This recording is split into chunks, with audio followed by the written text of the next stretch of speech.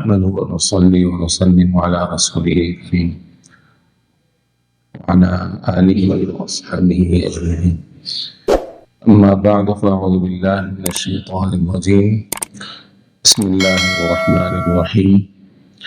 سيقول السفهاء من الناس ما ولاهم عن قبلتهم التي كانوا عليها. صدق الله العلي العظيم.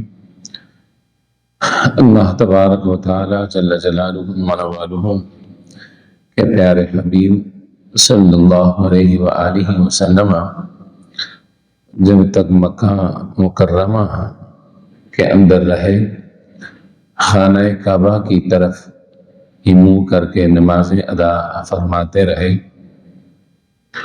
اور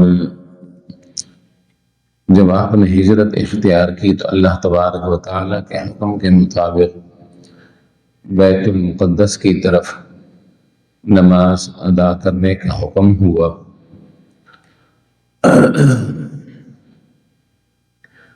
رسول اللہ صلی اللہ علیہ وآلہ وسلم 16-17 ماہ کے قریب بیت المقدس کی طرف ہی رخ انور کر کے نماز ادا فرماتے رہے، لیکن آپ کی شدید خواہش تھی کہ اللہ تبارک و تعالی خانہ کعبہ کو دوبارہ قبلہ بنانے کا حکم نازل فرما دے،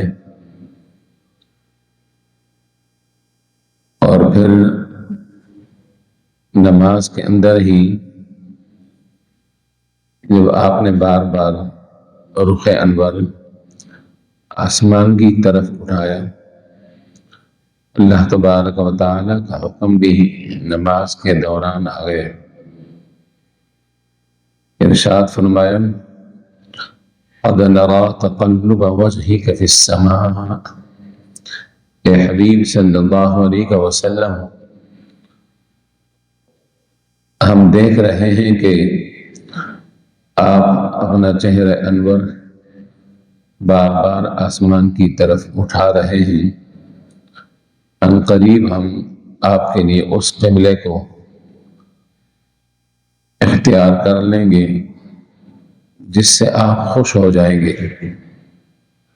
فَوَلِّ وَجْهَكَ شَطْرَ الْمَسْجِدِ الْحَرَامِ، بس اپنا چہرہ مسجد حرام کی طرف پھیر دیجئے، اور مسلمانوں تم بھی جہاں کہیں ہو تو اپنے چہروں کو اس کی طرف پھیر دو۔ نماز کے اندر حکم نازل ہوا، اور نبی کریم علیہ السلام نے نماز کے اندر ہی اپنا رخ انور پھیر دیا۔ وہ صحابہ رضوان اللہ تعالی علیہ اجمعین جو آپ کی اقتداء میں نماز ادا کر رہے تھے، وہ تو آپ کے اشاروں کے منتظر ہوا کرتے تھے۔ جدھر آپ نے اپنا رخ انور پھیرا اسی طرف صحابہ کرام رضوان اللہ تعالی علیہ اجمعین نے بھی اپنے چہروں کو پھیر لیا۔ انہیں معلوم تھا کہ جو اللہ کے حبیب صلی اللہ علیہ وآلہ وسلم عمل اختیار فرما رہے ہیں یہ اللہ تبارک و تعالیٰ کے حکم کے بغیر نہیں ہو سکتا۔ ان کا ایمان اور یقین اتنا پختہ تھا۔ اب اس پر کفار مکہ یا بعض منافقین نے اور یا پھر ایسے لوگ جن کو نئے نیا اسلام کی دعوت پہنچی تھی، انہوں نے اعتراض کرنا شروع کر دیا ما واللہ، کہ ان مسلمانوں کو اس قبلے سے کس چیز نے پھیر دیا جس پر یہ اب تک تھے۔ لیکن اس کے ساتھ ساتھ اللہ تبارک و تعالی نے فرمایا سَيَقُولُ السُّفَهَاءُ مِنَ النَّاسِ، فرمایا جو اس قسم کا اعتراض کرنے والے ہیں وہ بے وقوف ہیں، پاگل ہیں، کم عقل ہیں۔ انہیں یہ معلوم نہیں کہ جب اللہ تبارک و تعالیٰ کا حکم ہو تو اسی کے مطابق عمل کرنا پڑتا ہے۔ اس لیے فرمائے حبیب صلی اللہ علیہ وسلم، آپ اعلان فرماتے ہیں قُلْ لِلَّهِ الْمَشْرِقُ وَالْمَغْرِبُ، مشرق اور مغرب کا مالک تو اللہ تبارک و تعالی ہی ہے۔ وہ اگر مشرق کی طرف رخ انور کر کے نماز ادا کرنے کا حکم فرمائے گا تو ہم اسی کے مطابق عمل کریں گے، اور اگر اس کا حکم ہو کہ مغرب کی طرف منہ کر کے نماز ادا کرو تو ہم اسی کی طرف منہ کر کے نماز ادا کریں گے۔ ہم نے تو یہ دیکھنا ہے کہ اللہ تبارک و تعالیٰ کا حکم ہے، اس لیے ان کو بے وقوف کہا گیا کہ یہ بات سمجھنے سے قاصر رہے کہ اصل چیز تو اللہ تبارک و تعالیٰ کا حکم ہے، جیسا اس کا حکم ہوگا اس کے مطابق عمل کرنا ہی لازمی اور ضروری ہے۔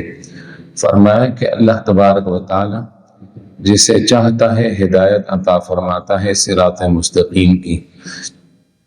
تو ان آیات مقدسات کے اندر اس چیز کا ذکر اور بیان ہے۔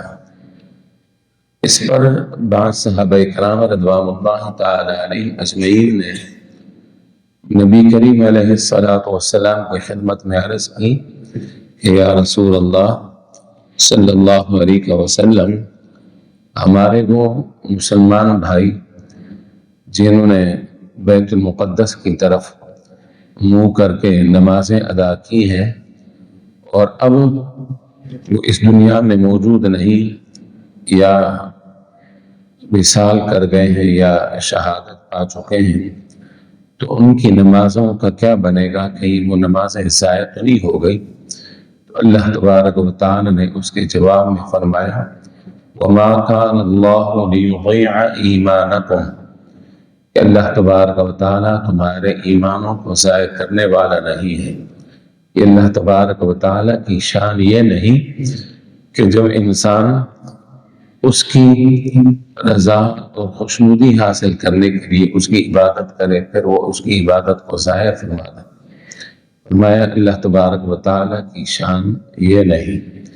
اللہ تبارک و تعالیٰ تو لوگوں کے پر بہت زیادہ مہربان اور رحم فرمانے والا ہے۔ صحابہ کرام نے جو سوال کیا تھا نماز کے متعلق، اور یہاں ارشاد فرمایا ایمان کے متعلق، اس پر مفسرین کرام فرماتے ہیں اس کا مطلب یہ ہوا کہ نماز ایمان کا حصہ ہے۔ ایمان کے لیے دار و مدار جو ہے نماز ہے، کہ جب انسان نماز ادا کرتا ہے تو اس کا ایمان جو ہے وہ ظاہر ہوتا ہے، اور جو شخص نماز ادا نہیں کر رہا دیکھنے والے کو کچھ پتہ نہیں چلتا کہ وہ صاحبان ایمان میں سے ہے کہ نہیں۔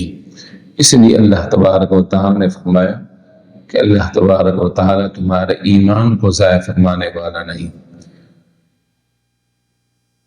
ان آیات مقدسات کے اندر پھر ان لوگوں کے اعتراضات کا رد بھی موجود ہے، جواب موجود ہے۔ فرمایا کہ ہم نے یہ جو قبلہ تبدیل کرنے کا حکم فرمایا ہے یہ اس لیے بھی تھا کہ تاکہ ہم امتحان لیں کہ کون سا شخص ہے جو عظمتوں والے اس رسول صلی اللہ علیہ وآلہ وسلم کی پیروی اختیار کرتا ہے، اور کون سا شخص ہے جو اپنا منہ اور چہرہ پھیر کر واپس چلا جاتا ہے۔ جنہوں نے آپ کی پیروی اختیار کی وہ ہدایت پر قائم رہے، اور جنہوں نے اپنے چہروں کو آپ کے دامن کرم سے پھیر لیا وہ ہدایت سے دور ہو گئے۔ اللہ تبارک و تعالی ہمیں بھی صحیح معنوں میں اپنے حبیب صلی اللہ علیہ وآلہ وسلم کی محبت، اطاعت اور سچی تابعداری نصیب فرمائے، آمین۔ اگلی آیات مقدسات ہیں، ایمان والوں سے خطاب ہے۔ ارشاد فرمایا اے ایمان والوں کتب علیکم الصیام تم پر روزے فرض کیے گئے ہیں جس طرح کہ تم سے پہلے لوگوں پر یہ فرض کیے گئے تھے تاکہ تم لوگ پرہیزگار بن جاؤ۔ روزہ رکھنے کی وجہ سے انسان اللہ تبارک و تعالیٰ کی ذات مقدسہ پر یقین اور ایمان کامل رکھتا ہے، اس لیے فرمایا لعلکم تتقون کہ روزہ جب تم مسلسل رکھتے رہو گے تو اللہ تبارک و تعالیٰ کی طرف سے تمہیں تقوی نصیب ہوگا۔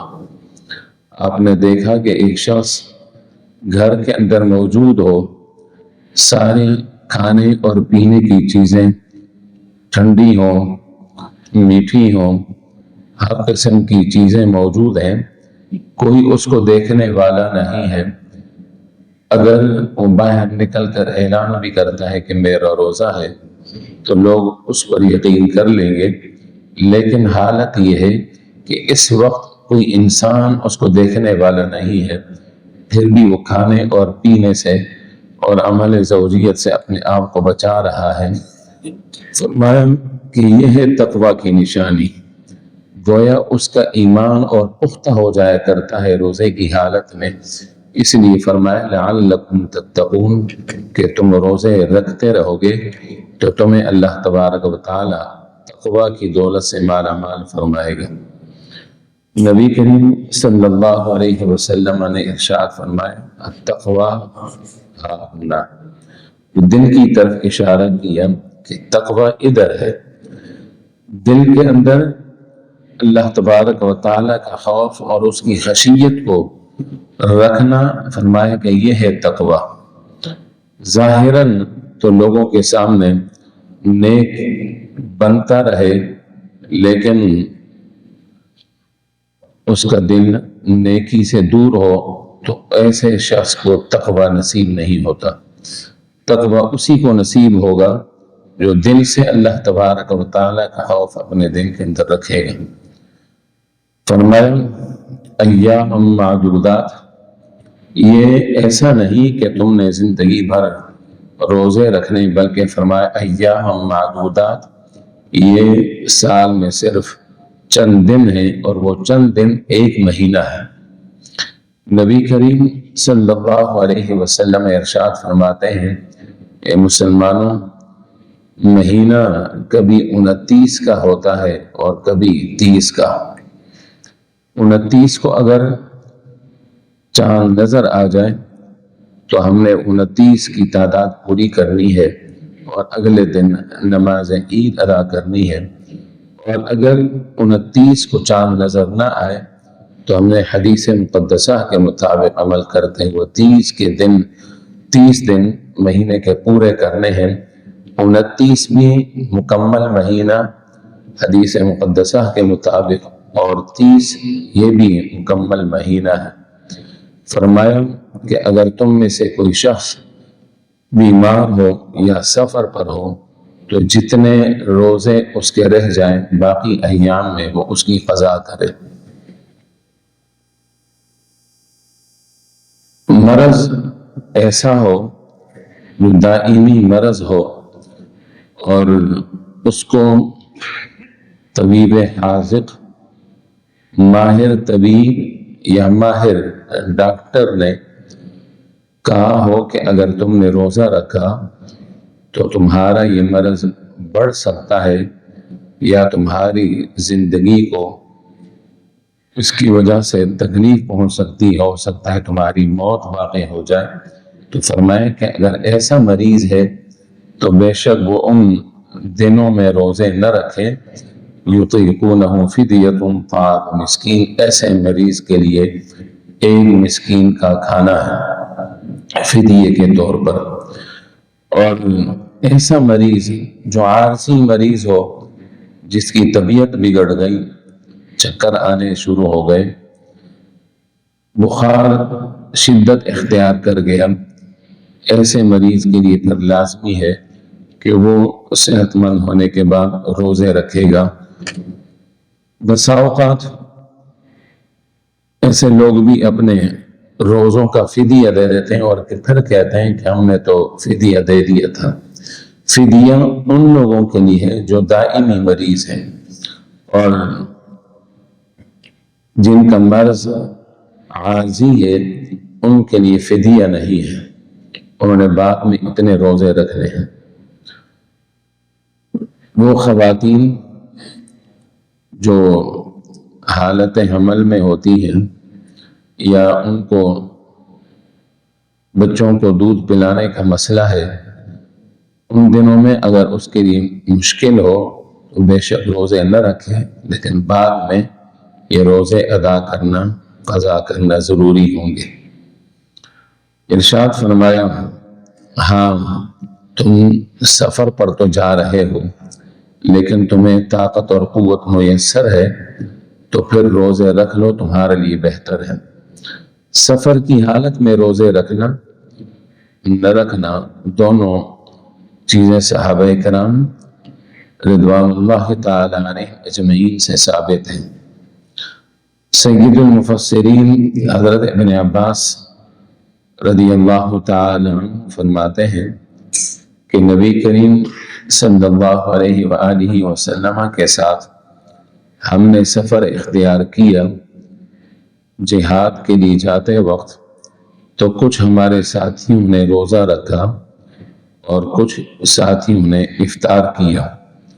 جنہوں نے افطار کیا انہوں نے روزہ رکھنے والوں کو کوئی ملامت نہیں کی، اور جنہوں نے افطار کیا تو روزہ رکھنے والوں نے انہیں کوئی ملامت نہیں کی۔ تو صحابہ کرام رضوان اللہ تعالی علیہ اجمعین کے عمل سے جو ثابت ہے وہ سید المفسرین حضرت ابن عباس رضی اللہ تعالی عنہ نے مختصر طور پر فرما دیا ہے۔ اس لیے اگر انسان سفر کی حالت میں ہو روزہ رکھ لے تو بھی جائز ہے، اور اگر وہ رخصت پر عمل کرے، روزہ نہ رکھے، افطار کرے اور بعد میں اس کو قضا کرے تو یہ بھی جائز۔ اگلی آیت مقدسوں میں فرمایا کہ رمضان کا مہینہ وہ ہے جس کے اندر قرآن کریم کو اتارا گیا۔ رمضان المبارک کے اندر اللہ تبارک و تعالی نے لوح محفوظ سے آسمان دنیا پر قرآن کریم فرقان حمید کا نزول فرمایا، اور رمضان المبارک کے اندر ہی لیلۃ القدر ہے، اس شب میں اللہ تبارک و تعالی نے نازل فرمایا، اس لیے اس شب کی بھی بڑی فضیلت ہے۔ پھر چونکہ رمضان المبارک کے اندر قرآن کریم نازل کیا گیا، آپ نے دیکھا کہ سارا سال قرآن کریم فرقان حمید کی تلاوت کی جاتی ہے، پڑھا جاتا ہے، پڑھایا جاتا ہے، لیکن سب سے زیادہ جس مہینے کے اندر اس کی تلاوت کی جاتی ہے اور رمضان المبارک کا مبارک مہینہ ہے۔ اس کی وجہ یہ ہے کہ اسی مہینے کے اندر اس کو اتارا گیا۔ رسول اللہ صلی اللہ علیہ وآلہ وسلم اس مقدس مہینے کے اندر کثرت کے ساتھ عبادت کیا کرتے تھے، اور اپنے اہل خانہ کو بھی اس کا حکم فرمایا کرتے تھے۔ صحابہ کرام رضوان اللہ تعالی علیہ اجمعین کے عمل مبارک سے بھی ثابت ہے کہ رمضان المبارک کے اندر کثرت کے ساتھ عبادت کیا کرتے تھے، قرآن کریم فرقان حمید کی تلاوت بھی کثرت کے ساتھ کیا کرتے تھے۔